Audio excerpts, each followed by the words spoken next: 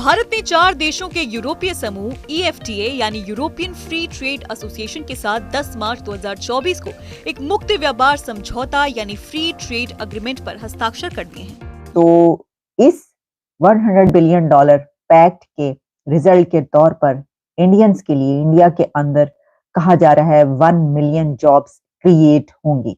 इस समझौते के बाद भारत और EFTA में शामिल 4 देश यानी आइसलैंड, लिechtenstein, नॉर्वे और स्विट्जरलैंड के साथ वस्तुओं, सेवाओं और निवेश में व्यापार में आसानी बढ़ेगी। मैं चैलेंज से कहता हूं, मैं पाकिस्तानी हूं, चैलेंज से कहता हूं कि मोदी को और शहबाज शरीफ को इकट्ठा बिठा दें। जितना इस्लाम का मोदी को पता होगा इतना शहबाज शरीफ को नहीं पता होगा। 3300 मेगावाट बिजली इस वक्त आज़ाद कश्मीर में बन रही है, जो हमसे कुछ पैसों के एवज, 1 रुपया नहीं है, जिसमें कुछ पैसों के एवज पाकिस्तान ले लेता है और बाद में वही बिजली हमें उन्हें अच्छे खासे रुपए दे के 20 रुपए 30 रुपए तक मुख्तलिफ जगहों पे मुख्तलिफ शरह के साथ वो टैरिफ हमसे वसूल किया जाता है। अपनी बिजली हम पे ही बेची जाती है, हमसे खरीद के। सारे जितने लोग खड़े हैं ना, अगर इन सब को पता चल जाए कोई हिंदू आके हमारे मुल्क को ठीक करके चला जाएगा और सबको खुशहाल करेगा, हम सब कहेंगे लाओ अभी ले आओ उसको।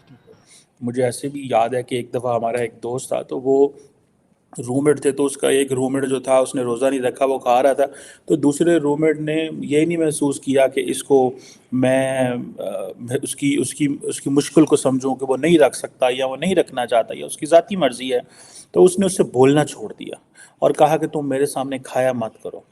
हेलो दोस्तों, जय हिंद। दोस्तों, कल यानी 10 मार्च को भारत ने 4 यूरोपीय देशों के साथ फ्री ट्रेड एग्रीमेंट के लिए समझौता किया, जिससे ये 4 यूरोपीय देश अगले 15 सालों में भारत में $100 बिलियन का इन्वेस्टमेंट करेंगे, जिसकी वजह से अनुमान लगाया जा रहा है कि लगभग 10 लाख लोगों को इससे रोजगार मिल पाएगा। भारत पहली बार किसी यूरोपीय देश के साथ फ्री ट्रेड एग्रीमेंट के लिए समझौता किया है। हमारी कॉमर्स मिनिस्ट्री 2008 से ही इन 4 यूरोपीय देशों के साथ फ्री ट्रेड एग्रीमेंट के लिए काम कर रही थी और फाइनली कल भारत सरकार को इसमें सफलता मिली। भारत में आने वाले यह इन्वेस्टमेंट कहीं न कहीं आने वाले दिनों में भारत को आर्थिक रूप से मजबूत बनाने में भागीदार साबित होगा। तो इस $100 बिलियन पैक्ट के रिजल्ट के तौर पर इंडियंस के लिए इंडिया के अंदर कहा जा रहा है 1 मिलियन जॉब्स क्रिएट होंगी।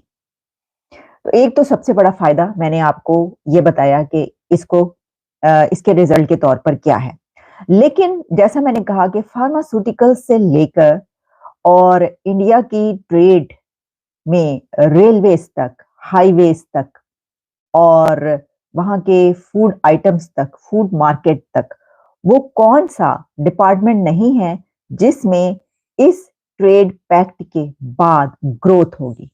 तो देखिए, इंडिया की ग्रोथ तो पहले ही कितना हो रही है, हम आपको पहले ही बता रहे हैं।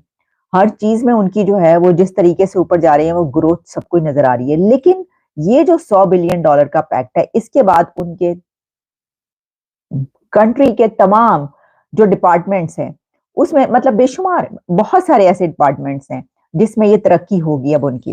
तो इसमें यह है कि ये जिन यूरोपियन कंट्रीज के साथ इंडिया का ये पैक्ट हुआ है वो हैं स्विट्जरलैंड, नॉर्वे, आइसलैंड और लाइटेनस्टाइन। अब आप ये बात याद रखिए कि नॉर्वे एक बहुत रिच कंट्री है, उसके पास हर तरीके से वो बहुत रिच कंट्री है।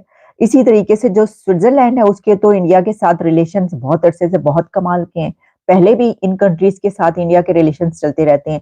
लेकिन इस एक पैक्ट का सामने आना जिसमें फ्री ट्रेड अकॉर्ड कहा जाए, तो ये जो है ये जो टैरिफ रिड्यूस करने की बात है वो भी इसके अंदर होंगे, लेकिन इसमें नेक्स्ट ये पैक्ट अब हो गया है तो अब से उनकी ग्रोथ, मजीद ग्रोथ स्टार्ट होगी और नेक्स्ट 15 इयर्स तक इसके फ्रूट्स इंडिया को मिलते रहेंगे और उसकी अवाम को, उसकी पब्लिक तक ये फ्रूट्स पहुंचते रहेंगे।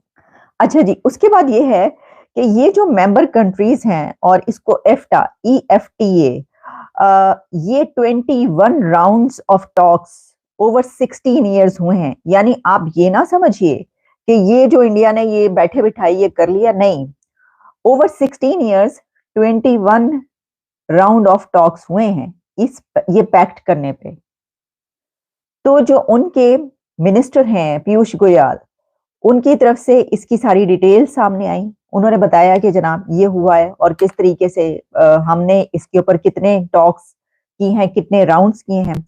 और फिर यही नहीं बल्कि जो इंडिया के प्राइम मिनिस्टर नरेंद्र मोदी साहब है, उन्होंने इसके ऊपर पीयूष गोयल साहब को शाबाश दी और फिर उन्होंने जो ट्वीट की थी उसके बाद नरेंद्र मोदी ने भी इसके ऊपर ट्वीट किया। आर्मी के हवाले से अगर बात की जाए, आपको क्या लगता है डिफेंस अगर हम स्ट्रांग से स्ट्रांग करेंगे तो ही बचेंगे या फिर इकोनॉमी को स्ट्रांग करेंगे तो बचेंगे? इंडिया हम पे जंग कर सकता है, जंग मुसल्लत कर सकता है? अगर हिस्ट्री देखें इंडिया की, क्या पहले उन्होंने 3 जंगें 4 जंगें उन्होंने स्टार्ट की या हमने स्टार्ट की? बहुत से सवालात आपने एक ही चंक में पूछ लिए, तो अलग अलग बात कर लेते हैं। इंडिया ने जो 4 जंगें की हैं उनमें से सिर्फ